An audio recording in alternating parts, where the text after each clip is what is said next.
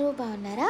మనము పెళ్ళికి ముందు ఎన్నో వంకలు పెడతాం. అమ్మ ఏం వండినా కూడా అది బాలేదు, ఇది బాలేదు, నాకు ఇది ఇష్టం లేదు, అది ఇష్టం లేదు, ఆ వెరైటీ చేయి, ఈ వెరైటీ చేయని మనం చాలా విసిగిస్తాం అమ్మల్ని కదండి. సో పెళ్ళి అయ్యాక మనం వండుకుని తింటుంటే ఆ బాధ ఏంటో మనకి తెలుస్తుంది. తర్వాత పెళ్ళి అయ్యాక మనం ఇంటికి వచ్చినప్పుడు అమ్మ ఎంత ప్రేమగా వండి పెడుతుంటే ఎంతో ఆనందంగా తింటాము. మనకి ఇష్టమైనవన్నీ చేసి పెడతారు. కనీసం వంటగదిలోకి కూడా రానివ్వరు కదండి. ఇలా మీలో కూడా ఎవరైనా ఉన్నారా? ఉంటే కమెంట్ చేసేయండి.